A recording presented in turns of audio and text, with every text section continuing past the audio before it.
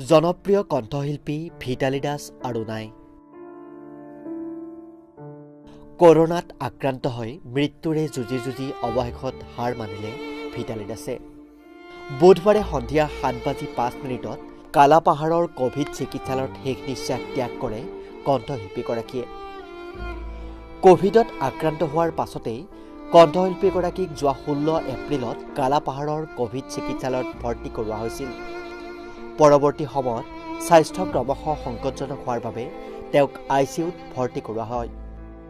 ভেণ্টিলেশ্যনত অতি সংকটজনকভাৱে চিকিৎসাধীন হৈ থকাৰ অন্তত আজি সন্ধিয়া ভিতালী দাসে চিৰবিদায় লয়। জানিব পৰা মতে যোৱা 14 এপ্ৰিলৰ নিশা লতাশিল বিহু সন্মিলনত তেওঁ জীৱনৰ অন্তিমটো অনুষ্ঠান পৰিৱেশন কৰিছিল।